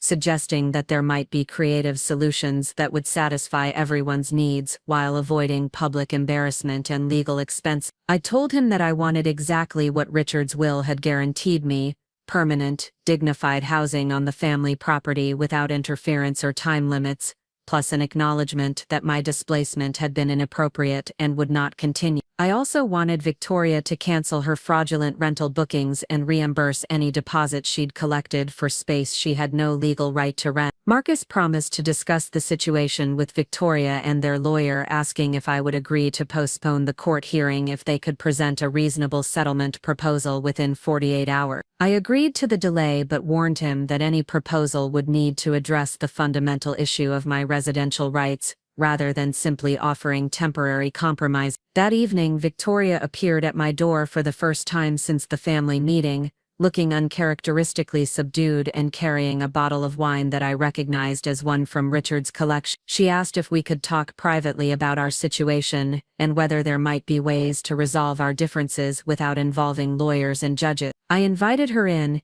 curious about what approach she would take now that her financial schemes had been exposed and her legal vulnerability established. Victoria sat at my small table, looking around the shed with what might have been genuine remorse, commenting that she hadn't really understood how I'd been living until seeing the space through my eyes. She began by apologizing for the rental bookings, explaining that she'd gotten carried away with renovation excitement and hadn't fully considered the implications of advertising space I was still occupying. The permit applications had been filled out by her designer Miranda, and she hadn't realized that describing the shed as vacant constituted misrepresentation rather than future planning. I listened to Victoria's explanations with the skepticism they deserved, recognizing the careful language of someone trying to minimize legal exposure rather than acknowledge genuine wrongdoing. Her apologies were structured around misunderstandings and miscommunications, rather than deliberate decisions to prioritize profit over family welfare.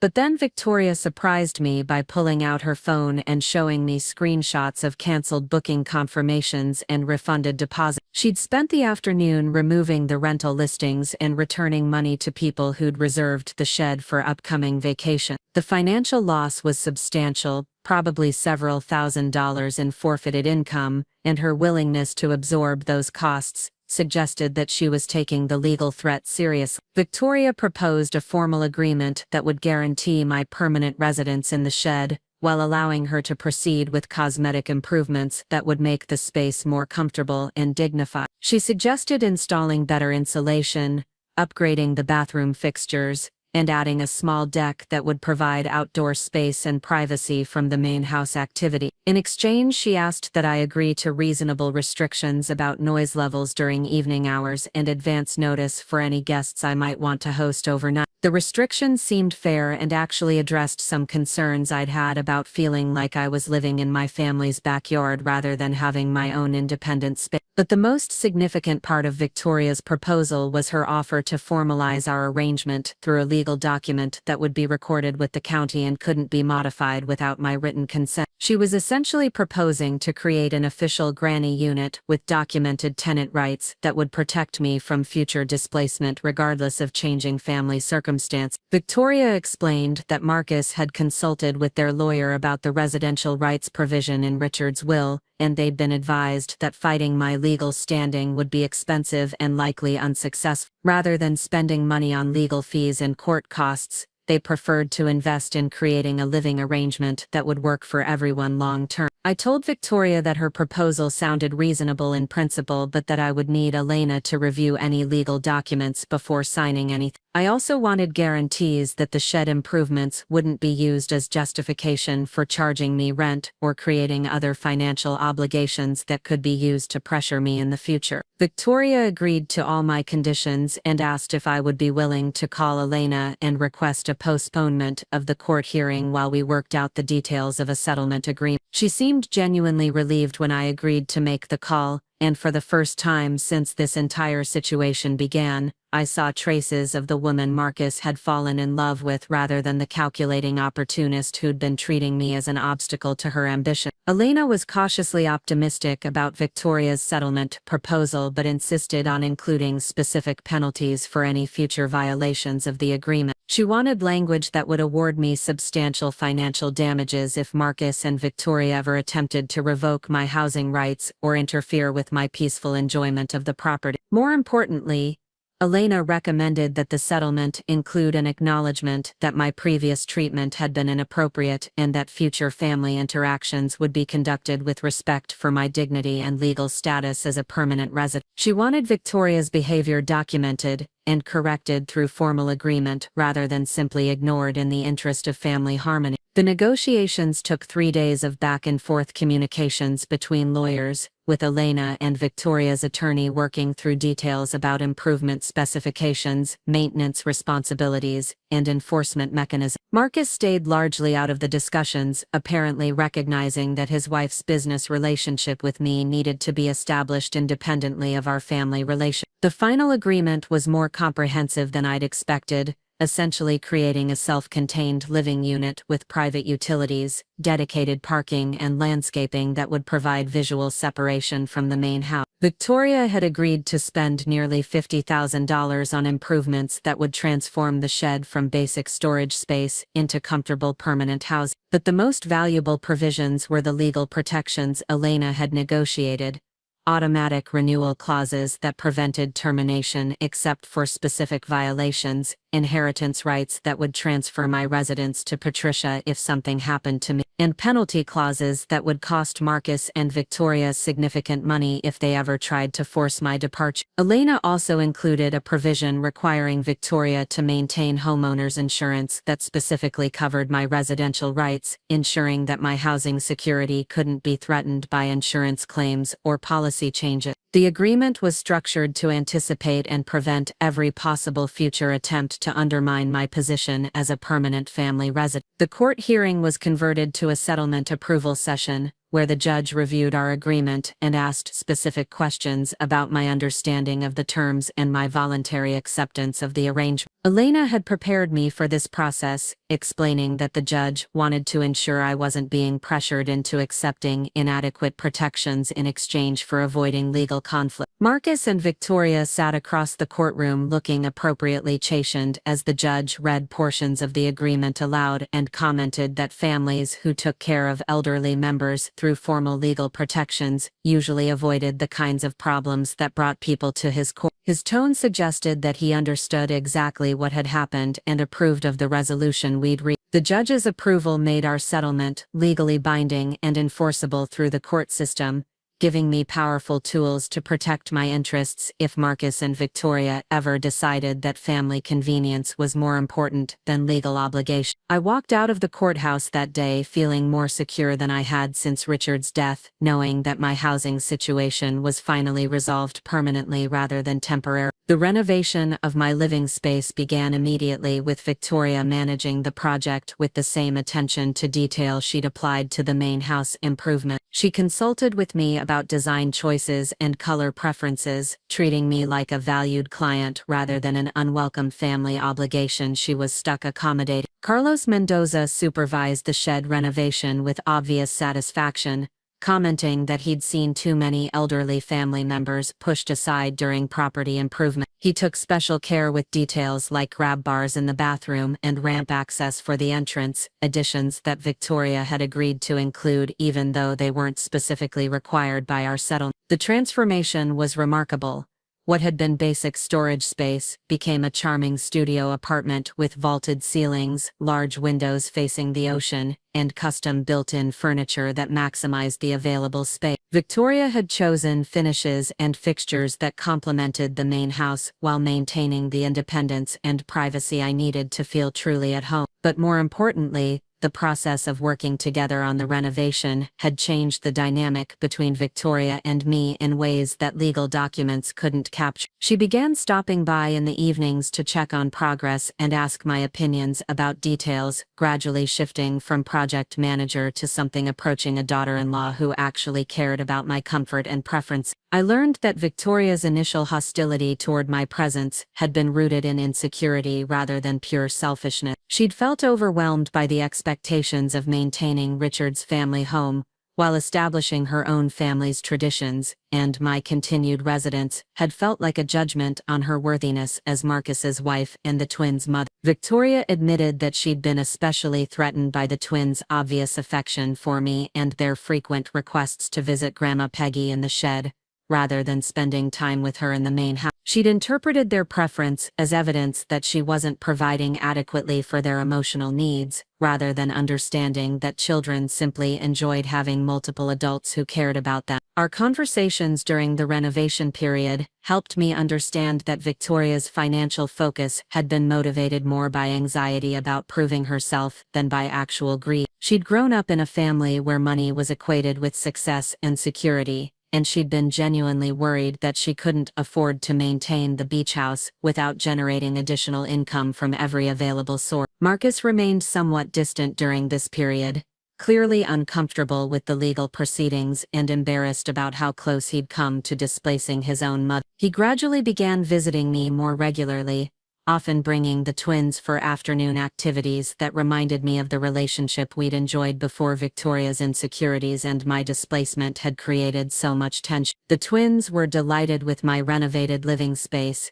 immediately claiming the window seat as their preferred spot for reading stories and declaring that Grandma Peggy's house was even better than their new bedroom. Their enthusiasm helped normalize the arrangement for everyone, making it clear that multiple generations could coexist happily when everyone's needs were respected and accommodated. 6 months after the settlement was finalized, Victoria surprised me by asking if I'd be willing to help her plan a party to celebrate the completion of both house renovations. She wanted to invite friends and family to see what we'd accomplished together, and she specifically asked if I would be comfortable being introduced as the family matriarch who'd made it all possible through my generous property gift. The party was everything Victoria had hoped for: elegant but welcoming, sophisticated but family-friendly, showcasing both the main house improvements and my beautiful studio apartment. Victoria made a point of introducing me to every guest as Marcus's mother, and the original owner who'd chosen to remain on the property to be close to her grandchildren. I watched Victoria throughout the evening, observing how she'd grown into the role of hostess and family anchor, without needing to diminish anyone else to establish her position. She'd learned that there was room for multiple strong women in one family, and that sharing influence and respect actually strengthened rather than weakened her authority. The guests were charmed by the arrangement, with several older couples commenting that they hoped their own adult children would be creative and generous enough to find similar solutions when multi-generational housing became necessary. Victoria beamed at these compliments, clearly proud of what she'd learned to frame as forward-thinking family planning rather than legal obligation. Marcus gave a brief speech during dinner, thanking everyone for celebrating our family's new chapter and acknowledging that finding the right living arrangement had required patience and creativity from everyone involved. He didn't mention the legal proceedings or the difficult months we'd all endured, but his tone conveyed genuine gratitude for the resolution we'd achieved. But the most meaningful moment came when Sophia and Emma insisted on giving their own toast, thanking Grandma Peggy for staying close enough to help with homework and bake cookies whenever they needed comfort. Their simple words captured the real value of our arrangement: family connection across generations, maintained through respect and legal protection rather than charity and uncertainty. As the evening wound down and guests began departing with compliments about the beautiful property and clever living arrangement, I realized that Victoria's phone call 6 months earlier had indeed changed everything. But not in the way she'd originally intended. Instead of successfully evicting an inconvenient elderly relative to maximize rental income, she'd learned to create space for family complexity and multi-generational needs. Instead of choosing profit over relationships, she'd discovered that investing in family security actually enhanced rather than threatened her own position as wife and mother. The legal documents Elena had crafted gave me permanent housing security, but the relationship Victoria and I had built through the renovation process gave me something equally valuable: a place in my family's future that was based on mutual respect rather than grudging obligation. I still lived in what had technically been a storage shed behind the house I'd owned for 30 years, but it was now a beautiful studio apartment that I occupied by legal right rather than family charity. More importantly, it was a space where my granddaughters felt welcome, where my son could visit without guilt or conflict, and where I could age with dignity while remaining connected to the people and place I loved most. The ocean waves that had lulled me to sleep for 3 decades continued their eternal rhythm outside my new windows, but now they sounded like a promise rather than a memory. I was still Margaret Williams, still a widow learning to navigate life without her husband, but I was no longer a burden or a temporary complication in someone else's story. I was family, permanently and legally protected, with my own space and my own rights and my own future to write. And sometimes, when the light hit the water just right and the twins' laughter drifted from the main house, I could almost hear Richard's voice on the wind, telling me he was proud of how I'd learned to fight for myself while keeping our family together. 1 year after the settlement was finalized, I woke to the sound of construction equipment again, but this time, the noise filled me with curiosity rather than dread. Victoria had mentioned something about a surprise project, and when I peered through my bedroom window, I saw workers installing what appeared to be a small gazebo near the property line between my studio and the main house. Marcus appeared at my door that morning carrying a coffee tray and wearing the sheepish expression he'd perfected during childhood when he'd done something he hoped I'd approve of but wasn't entirely certain. He explained that Victoria had been planning this addition for months, wanting to create a dedicated space where the family could gather for meals and conversations without anyone feeling like they were intruding on someone else's territory. The gazebo was positioned perfectly to provide ocean views while maintaining privacy for both residences,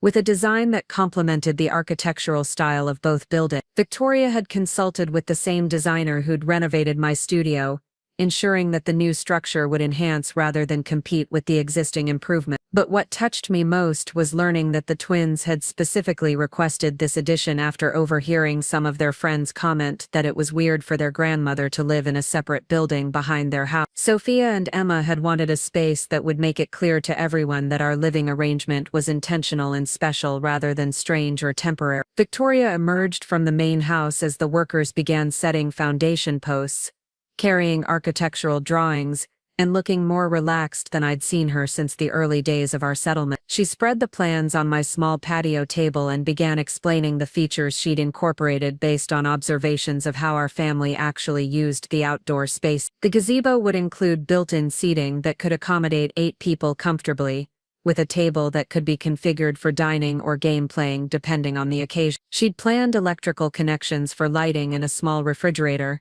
plus plumbing for a wet bar that would make entertaining easier and reduce trips back and forth to the main house. But the detail that surprised me most was a small library nook with weather-resistant shelving and comfortable reading chairs positioned to take advantage of the ocean breeze and afternoon sun. Victoria explained that she'd noticed how often I sat outside reading in the evenings, and she thought having a dedicated space for that activity would be more comfortable than balancing books on patio furniture. I asked Victoria why she'd decided to invest in this addition, especially given the substantial cost and the fact that our legal settlement didn't require any improvements beyond my studio renovation. Her answer revealed how much her perspective on family living had evolved over the past year. She explained that watching the twins' relationship with me had taught her about the value of multi-generational connection in ways she'd never experienced in her own childhood. Her parents had lived across the country and visited rarely, so she'd grown up thinking that family relationships were primarily obligational rather than genuinely supportive and enriching. Seeing Sophia and Emma benefit from having a grandmother who was available for daily interactions, homework help,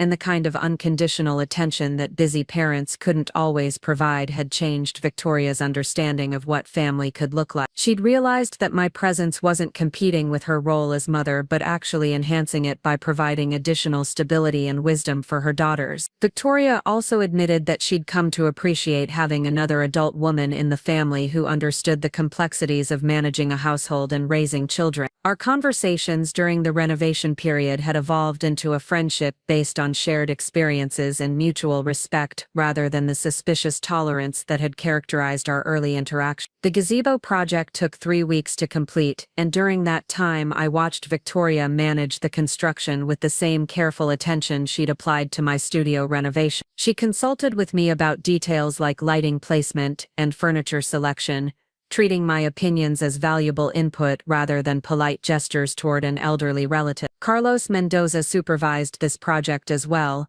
and he commented that he'd never seen a family work so hard to create spaces for connection rather than separation. Most of his clients wanted privacy walls and separate entrances, but Victoria was investing in shared spaces that would encourage interaction while respecting individual needs for autonomy. The day before the gazebo was scheduled for completion, Victoria asked if I would be willing to host the first official gathering in the new space. She wanted to invite Patricia down from San Diego and plan a small celebration that would mark not just the physical completion of the project, but the emotional completion of our family's transition to a new living arrangement. I agreed enthusiastically, and we spent the afternoon planning a menu and guest list that would showcase both the gazebo's functionality and our family's success in creating a multi-generational living situation that worked for everyone. Victoria suggested inviting Elena Rodriguez as well, since her legal guidance had made our current happiness possible. Patricia arrived the morning of the celebration carrying a bouquet of flowers from her garden and a photo album filled with pictures of Richard and me during our early years in the beach house. She'd been documenting our family's journey through this transition,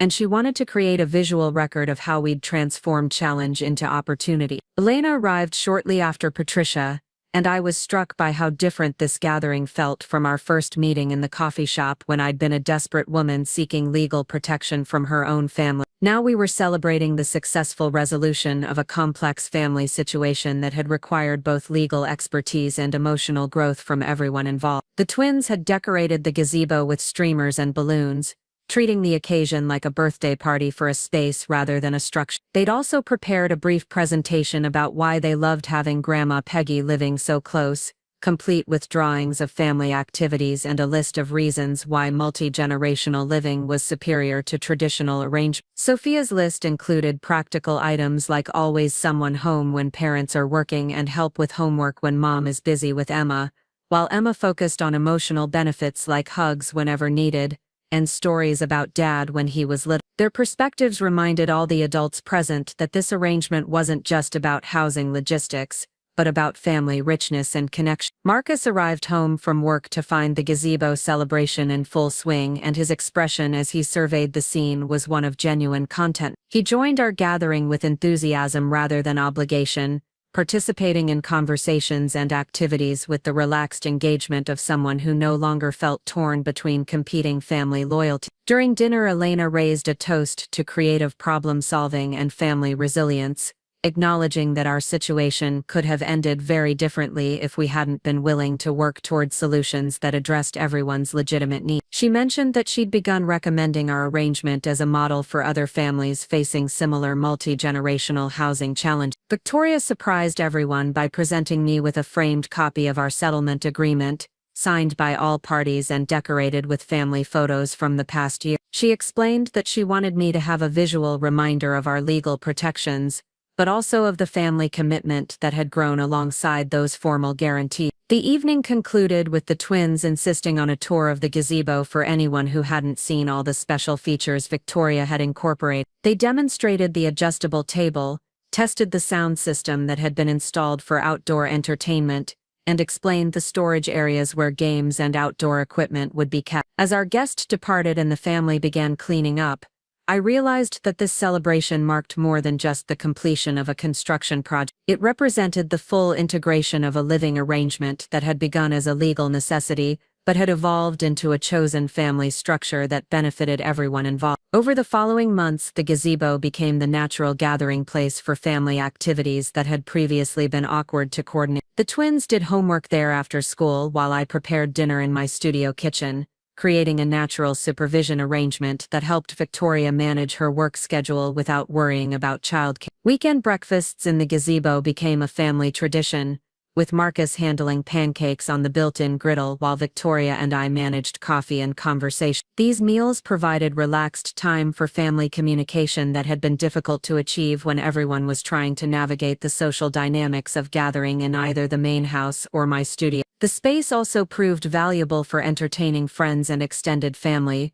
providing a neutral area where guests could interact with multiple generations without feeling like they were intruding on anyone's private residence. The twins' friends were particularly charmed by the arrangement, often asking if their own grandparents could come live in similar settings. But perhaps the most meaningful use of the gazebo was for the quiet conversations that developed between Victoria and me during evening hours when the rest of the family was occupied with work or school activities. These talks covered everything from parenting strategies to career decisions to the challenges of maintaining marriages during busy family periods. Victoria began asking my advice about situations with the twins, drawing on my experience raising Marcus and my perspective as someone who'd successfully navigated decades of family life. I was careful to offer support rather than criticism, understanding that she needed encouragement rather than judgment as she developed her own parenting style. In return, Victoria helped me navigate the practical aspects of aging in place,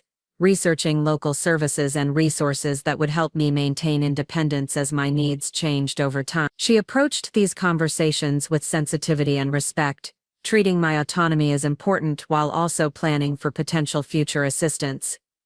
The relationship between Marcus and me also continued to heal and strengthen during this period. Our weekly coffee meetings in the gazebo provided opportunities for the kind of sustained conversation that had been difficult to achieve during the crisis period when every interaction was filtered through legal concerns and family tension. Marcus gradually began sharing more about his work stress and marriage challenges, seeking the kind of parental guidance he'd avoided during the early years of his marriage when establishing independence had seemed more important than maintaining family connection. I was careful to listen more than advise, understanding that he needed support rather than solutions. These conversations helped me understand that Marcus's initial distance during my housing crisis had been motivated more by overwhelm than by genuine indifference to my welfare. He'd been struggling to balance competing demands from his career, his marriage, and his children, and adding his mother's housing needs to that list had felt impossible rather than simply challenging. The twins continued to thrive in our multi-generational arrangement, developing the kind of close relationship with a grandparent that many children miss in our geographically scattered modern family. They spent time with me daily, sharing school experiences and friendship dramas with the trust that comes from having an adult who's always available and never too busy to listen. I helped them with homework not just because I was available, but because I enjoyed the intellectual engagement and the opportunity to stay current with educational approaches and cultural changes. Teaching them cooking skills and family history gave me a sense of purpose that extended beyond simply filling time during retirement years. The practical benefits of our arrangement became more apparent as time passed, and various family crises arose that might have been more difficult to manage without multi-generational support. When Victoria's father had a heart attack and she needed to travel to Phoenix for 2 weeks, I was able to provide childcare and household management that allowed Marcus to maintain his work schedule. When Marcus faced a particularly demanding trial that required long hours and weekend work, I could ensure that the twins maintained their activity schedules and received the attention they needed without Victoria having to manage everything alone. The flexibility of having 3 adults sharing family responsibilities proved invaluable during stressful periods, but beyond practical benefits, our living arrangement provided emotional richness that enhanced everyone's daily experience. The twins had consistent access to stories about their father's childhood and their grandfather's life, creating connection to family history that might otherwise have been lost or forgotten. Victoria gained perspective on parenting and marriage from someone who'd successfully navigated similar challenges, while I maintained purpose and relevance through active participation in family life, rather than passive observation from the sidelines of retirement. Marcus benefited from having his mother and wife develop a genuine friendship rather than the polite tolerance that characterizes many in-law relationships. The reduction in family tension allowed him to enjoy relationships with all the women in his life, rather than feeling constantly pulled between competing loyalties. As our 2nd anniversary of the settlement approached, Victoria suggested that we might want to document our experience for other families considering similar arrangements. She'd been contacted by several people who'd heard about our situation through friends or seen Elena's presentations at elder law conferences. The idea of sharing our story felt both appealing and daunting since it would require acknowledging the mistakes and conflicts that had preceded our current success. But Victoria pointed out that those difficulties were exactly what made our story useful to other families, since most people wouldn't need legal intervention if they planned more thoughtfully from the beginning. We decided to work together on a guide for multi-generational living that would address both the practical and emotional aspects of creating successful arrangements. The project gave us a shared focus that strengthened our partnership while potentially helping other families avoid the crisis we'd experienced. Writing about our experience required honest reflection on what had gone wrong initially and why our relationship had improved so dramatically once legal protections were established and emotional expectations were clarified. We realized that much of our early conflict had stemmed from unspoken assumptions and unclear boundaries rather than fundamental incompatibility. The process of documenting our story also highlighted how much we'd all grown during this transition period. Victoria had evolved from someone who viewed family relationships as competitive to someone who understood the value of collaborative support systems. Marcus had learned to balance autonomy with connection, maintaining his independence while accepting guidance and assistance when appropriate. I had rediscovered my own strength and worth after a period of grief and displacement that had left me feeling invisible and expendable. The legal battle had reminded me that kindness didn't require martyrdom, and that standing up for myself could actually strengthen rather than damage family relationships. Our guide emphasized the importance of formal agreements even within families, since good intentions weren't always sufficient protection against changing circumstances and competing priorities. We recommended legal documentation not because families couldn't be trusted, but because clear expectations prevented misunderstandings that could damage relationships unnecessarily. We also stressed the value of professional mediation when conflicts arose, since family members often struggled to communicate effectively about sensitive topics without neutral guidance. Elena's involvement had been crucial not just for legal protection but for helping us understand each other's perspectives and find creative solutions. The completed guide was published by a small press that specialized in elder care resources, and it generated interest from families across the country who were dealing with similar multi-generational housing decisions. Victoria began speaking at conferences and workshops, sharing our experience and encouraging other families to plan proactively rather than react to crises. Looking back on our journey from conflict to collaboration, I understood that the phone call that had changed everything wasn't just the one I'd made to Elena Rodriguez when I decided to fight for my right. The real transformation had come through dozens of smaller conversations where we'd gradually learned to see each other as allies rather than obstacles. The beach house that had once felt like a battleground between competing visions of family life had become a demonstration of how different generations could support each other while maintaining individual autonomy. The sound of ocean waves outside my studio apartment still carried echoes of 30 years of memories with Richard, but now it also carried promises of future experiences with grandchildren, who would remember their grandmother as someone who'd taught them that love and strength weren't mutually exclusive. Victoria's initial plan to erase my presence from the property had ultimately led to my integration into family life in ways that benefited everyone more than separate living arrangements ever could have. The shed that was supposed to become rental income had become the foundation for a family structure that generated wealth in connection and support rather than monetary profit. The legal documents that had initially felt like weapons in a family war had evolved into protective frameworks that allowed trust and affection to develop safely. We'd learned that boundaries weren't barriers to intimacy but prerequisites for sustainable relationships, especially when different generations needed to balance independence with interdependence. As I prepared for bed in my beautiful studio apartment that evening, listening to the familiar rhythm of waves that had soundtracked my life for so many years, I felt profound gratitude for the unexpected journey that had brought us to this place of mutual respect and genuine affection. The woman who'd once been dismissed as a burden had become the cornerstone of a family structure that demonstrated how aging parents could remain vital contributors to their children's lives, rather than passive recipients of care. The shed that was meant to disappear me from my family's story had become the foundation for a new chapter that none of us could have imagined when this whole ordeal began. Tomorrow would bring new challenges and opportunities, but they would be faced by a family that had learned to communicate honestly, plan thoughtfully, and support each other through both legal frameworks and emotional commitment. We'd discovered that the strongest families weren't those that never experienced conflict,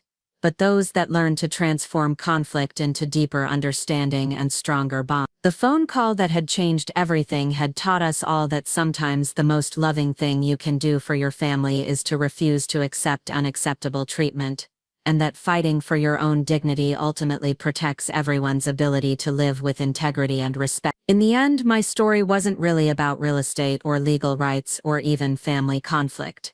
It was about the difference between surviving and thriving, between accepting what others decided you deserved, and insisting on what you actually needed to live with dignity and purpose. And sometimes, when the evening light hit the gazebo just right and 3 generations of my family gathered there for conversation and connection, I could almost hear Richard's voice in the ocean breeze, telling me he was proud of how I'd learned to build bridges instead of walls, and how I'd discovered that true strength sometimes looked like refusing to disappear quietly when the people you loved needed you to stay visible and present in their lives. Up next, you've got 2 more standout stories right on your screen. If this one hit the mark, you won't want to pass these up. Just click and check them out.